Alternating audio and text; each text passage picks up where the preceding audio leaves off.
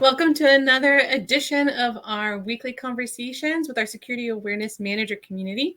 I'm really excited this week to be speaking with Gabby, the founder of Wizer Training. And Gabby, thank you for joining us. Thank you for having me. Yeah, this week we're going to be talking about topics. What kind of security awareness topics to cover, where to get ideas, how to assess, and so on. So first, Gabby, you want to just kind of do a quick intro of who you are, and then we'll just get started from there. Yeah, I'm the founder and CEO of Wizer. I've been in this space for many years. Prior to that, I've had another company that I founded called Observe It. We Mhm. dealt with insider threats, so it's also everything around the human factor. Let's call it. It's not everything was malicious. It was a lot of mistakes as well Right. that we encapsulate in this category of insider threat. So from controls and monitoring, Wiser was for me this the next step, which is basically creating that awareness that hopefully we can reduce those mistakes from the get-go. Right. No, I love what you're doing, and you bring so much knowledge, and I can see that like in the content that's being created, and you know a lot about content creation Yep. because we have over 100 videos that we're putting out and more every month, along with PDFs and different modes of content. Um, let's start with just kind of your basic content that are in topics that we cover in security awareness, and then we'll go from there. Yeah, so when you strategize and you look at the security awareness program, you first need to cover some of the basic stuff in order to create a common language. If people don't understand what phishing is, and when we go out to the street and we do, when we do the Wiser in the city, we go in New York and we go to Times Square and other places to gauge people's security awareness. We see that people don't know even the basics. They don't understand what social engineering is. They think it's Hmm. about building apps. So Right. it's hard to communicate to people without even a basic understanding of some of those things. So I would go with, like, what is security awareness? What is phishing? Why would I even hack you in the first place? Like, are you a target? To get those topics going, to get those conversations. Give some examples of how I would hack you, just to open people's mind to Hmm. see how this works, because sometimes they think it's only somebody behind a computer, running code, but they don't understand that it can also happen through, just over a phone, and they can basically take all your money, with a phone call. So Right. I would say start with the basics so you can get the conversation going later. um, so yeah, ransomware, phishing, spear phishing, wire fraud. Wire fraud is not only for companies, it impacts all of us. There's mortgage scams and stuff like that. That is also wire fraud, basically, where they make you think you're, moving the money to the seller through, because they hacked your attorney, and you end up sending it to a scammer. So wire Right. fraud is across the board. So And it happens through email, right? The medium is not what you think it would be. As I'm learning, when I heard the term wire fraud, I thought, oh, when I go wire money, that's when I need to be yeah, careful. And it's no, it's it exactly like starts. you're Yeah, saying, it in the starts. email thread. Yeah, yeah. So all of those things, cover the basics, and then I think, the fun part starts. Because things are way more complicated than they seem. Unfortunately, people are creative. Not only us are creative. Criminals are very, very creative, Yeah. and I many times I say they think like marketers.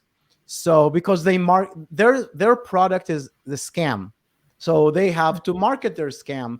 So they're building campaigns around it. They know their audience. They're targeting their audience. Right. So it's really important for the company to understand also their audience, right? Like their employees, who is likely to be targeted. Hmm. If they get targeted, how will that impact, the company? So as we do risk assessment and Hmm. we found out, what our crown jewels are, we want to also match that risk to the training. So if we, for example, found out that our biggest risk is, let's say, our code base, we're just afraid that somebody will hack our developers and include a Right. malicious code, and then all our customers will get hacked, and that will ruin our reputation. If that's what we found out that is our biggest risk, then we focus on that in terms of topics. If it's wire fraud, then we focus on that. Again, we probably want to cover all the things that matter, but we go deeper on the things Mhm. that we identified as the highest risk from our initial risk assessment that we've done. Right. So And it allows you to get a lot more specific, right? And really focus on one aspect. Whereas just the broad training of phishing, okay, everybody has the general yeah, idea, but now you can go into specific phishing attacks for the finance department or for, like you said, the dev team or whatever. yeah. Um, And in terms so of it's good. ideas, I love when I pick topics.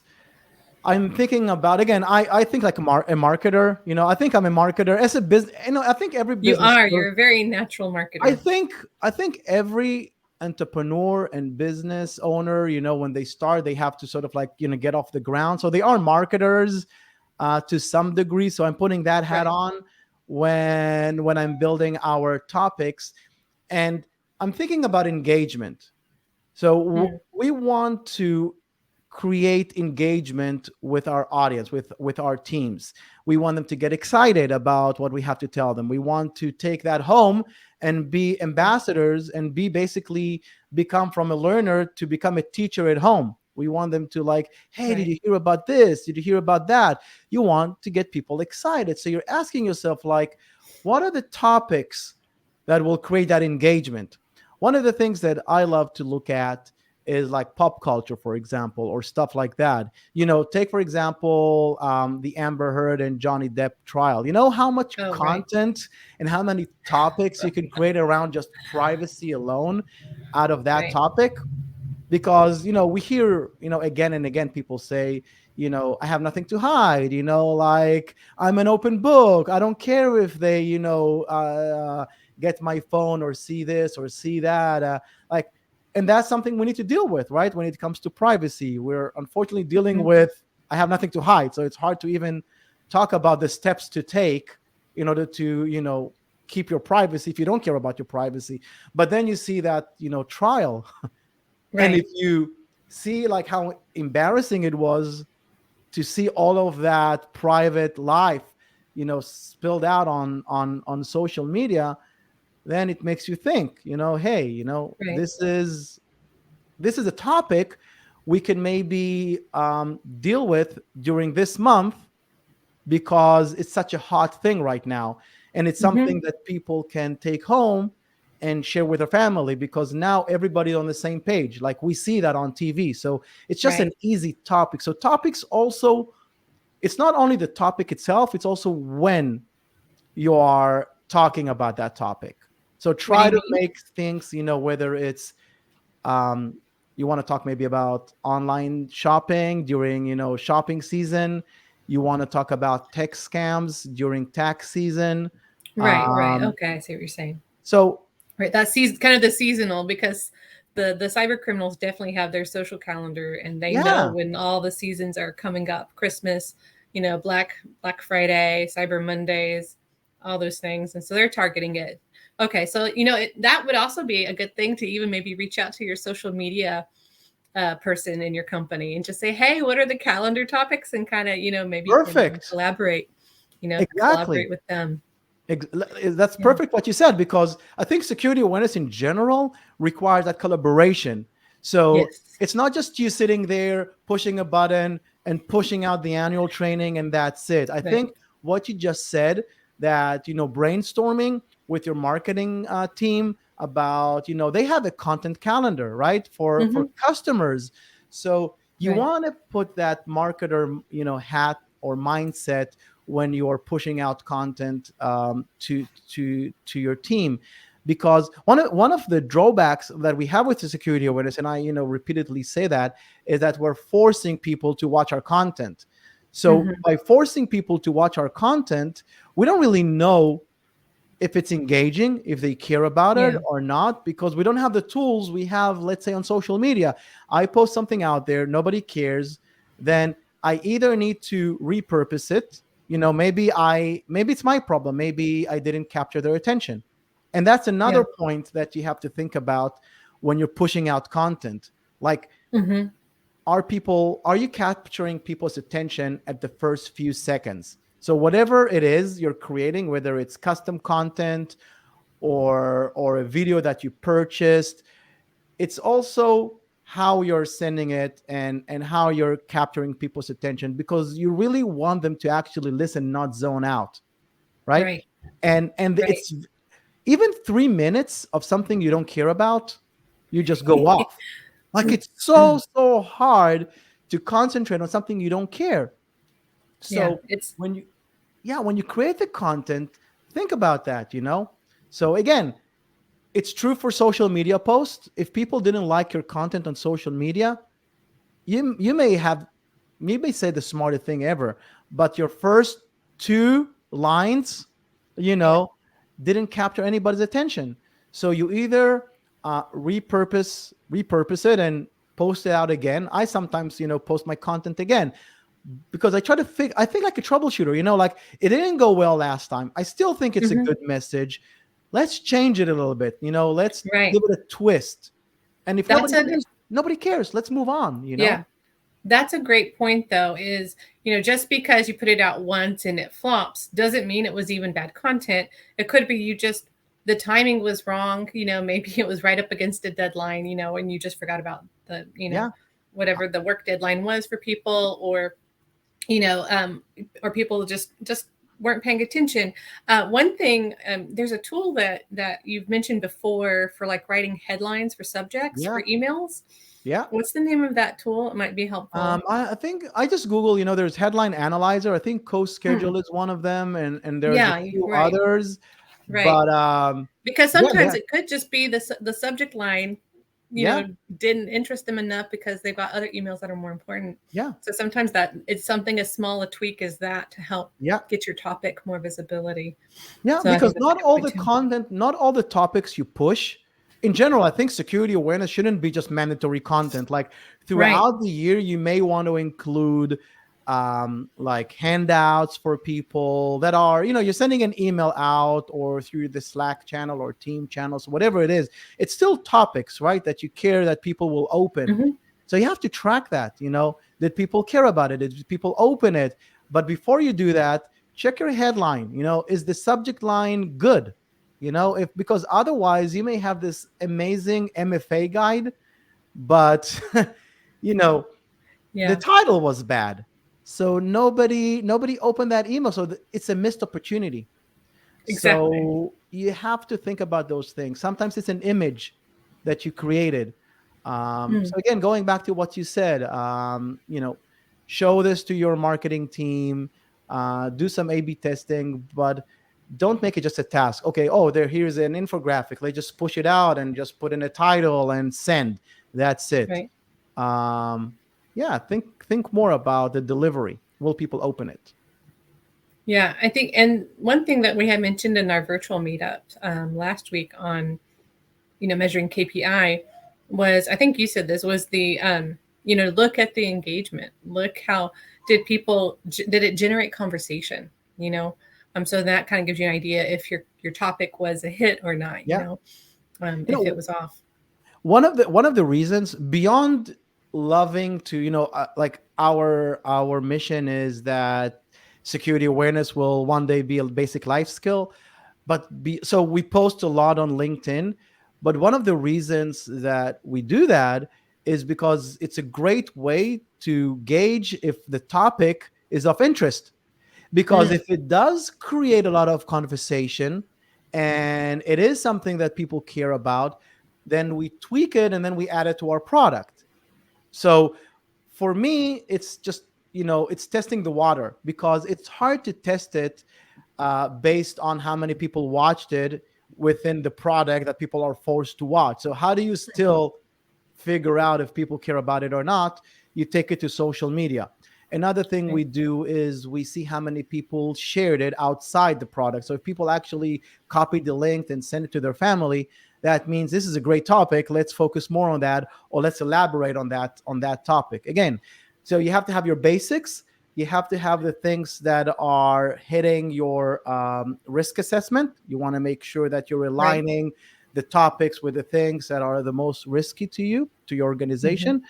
But you always have to also think about the engagement and the conversation, because security awareness is eventually a two-way street. It's not just, us broadcasting and with a PA system, and hopefully, everybody will listen to us, because even if we shout it out, some people don't listen, Yeah. they don't care. No. So you have to create that engagement, and it's up Right. to us to use different tools.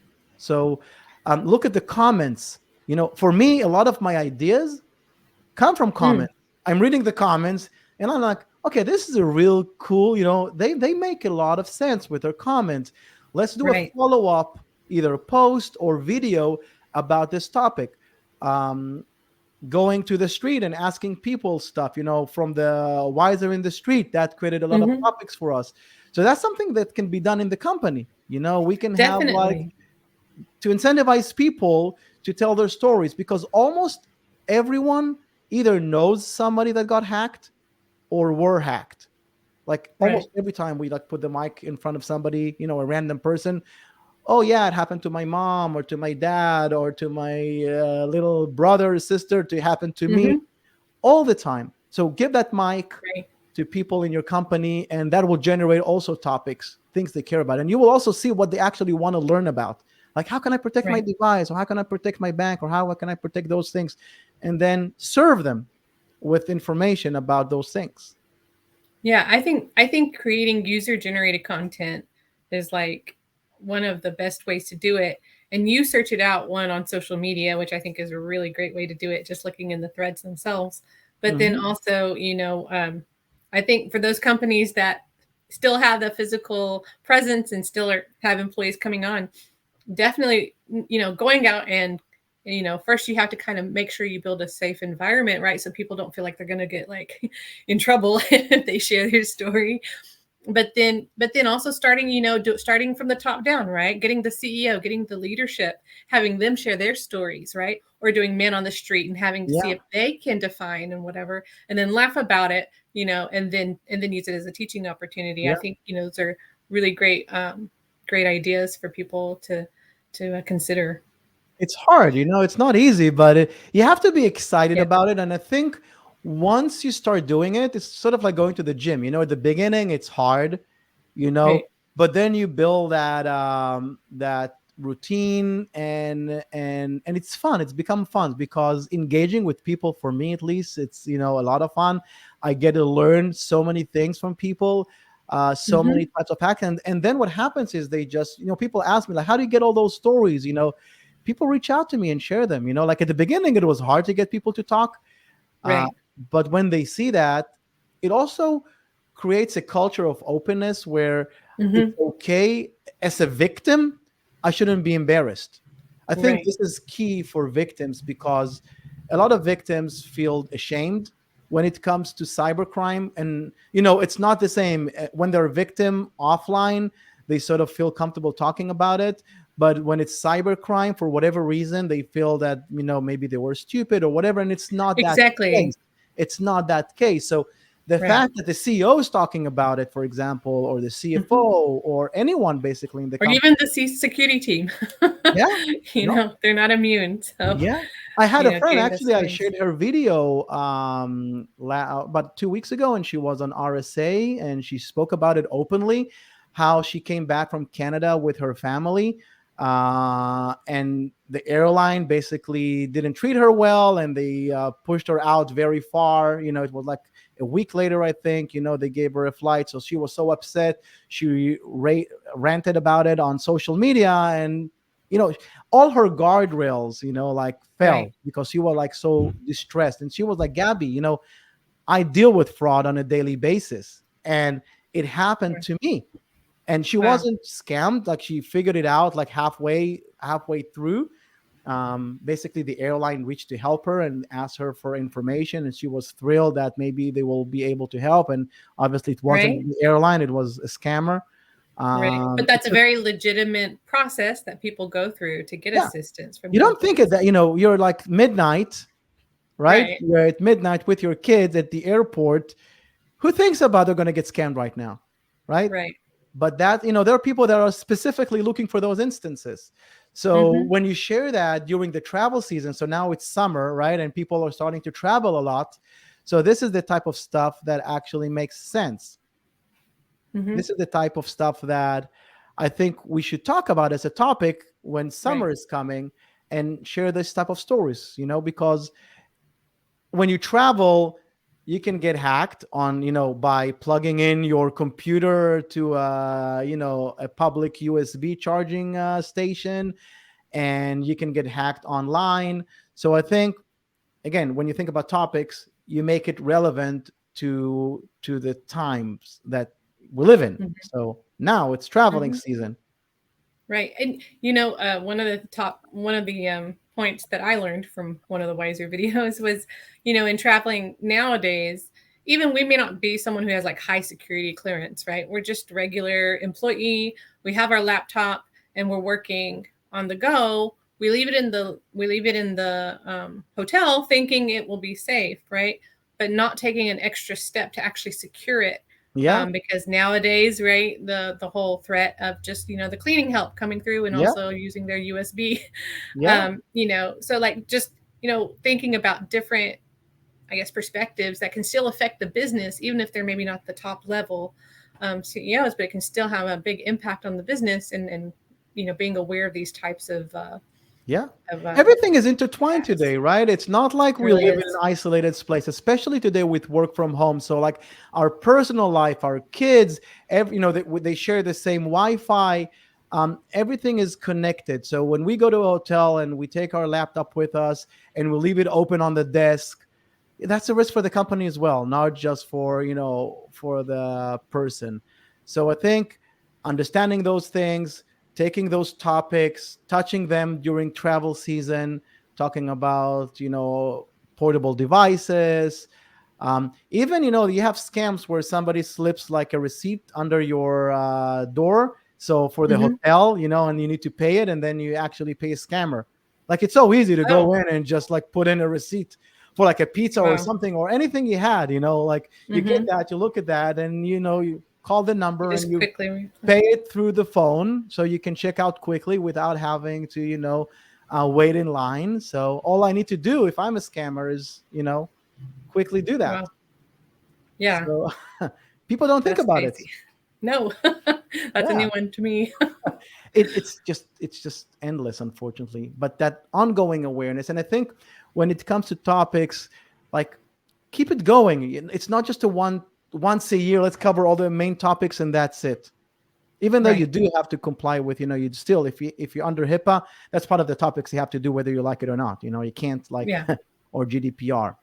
But again, you can still make it relevant to Hmm. people. Do you see any challenges that awareness managers tend to run into when it comes to creating topics? Do you think it's just coming up with the ideas, or is there any I insights or think feedback you have there? I think sometimes we just choose the easy route. It depends if you are, passionate about it. If you're passionate about it, then you'll be creative and you'll come up with topics and you will research, and Easily. you will listen to your if you create that engagement, then like tons of things will come up. Hmm. Um, if you're doing it for compliance or you want to get it, done, then what I see sometimes they're just looking for, okay, we need to do phishing, ransomware, Wi-Fi, USB, and then pick all of that, hit send, and move on. So it Right. comes down with, do you have the appetite? If you don't have the Mm. appetite to do that, then it's hard to talk about it even. But I think it's really interesting, because even for security people, they're not aware of all the scams that are out there, and I think you can really go deep when it comes to different aspects of security, like dev. If you're interested in like supply chain, You can learn a lot about that. Deep fake, voice cloning. Like there's so many interesting stuff that is going Right. on that I think researching those topics and sharing it with others is fun, in my opinion, at Yeah. least.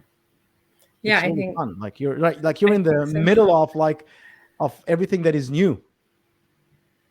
Yeah. Cause it's constantly, scammers are constantly innovating. So, Yeah, yeah. you know, definitely. So what 3 tips would you have for someone who maybe new to having, they just got handed the hat of, okay, you're going to manage the security awareness now, and they're having to look at this for the first time. What would be your 3 top tips for someone in considering, if you could just sum it up? I know we've Yeah. really talked about a Well, lot of them. If you could just sum it up for us.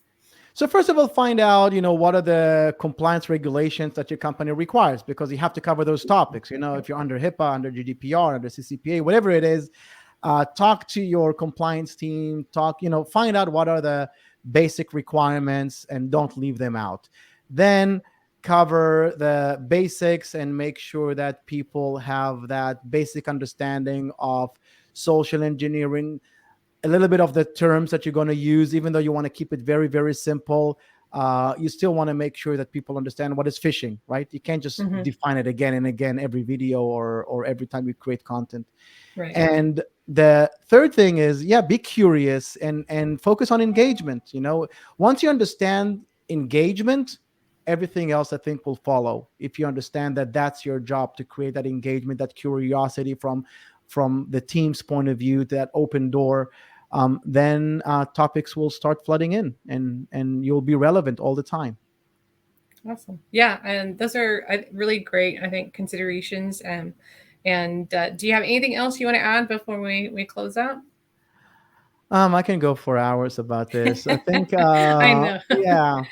If you need I help, think follow Gabby. He's got lots of great here is ideas one last constantly. thing that I here is the last thing that I may share, is that if you Hmm. become good at this, you'll also probably become good at social media and personal branding, if you care about it. And because I think it's helpful in general to understand engagement, and it will just, creating content these days is a good skill outside security awareness.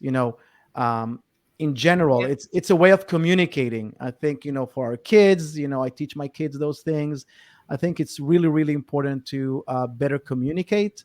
So yeah, this is just a great way to get started, and it will have a good impact, I think, on your in your personal career in life.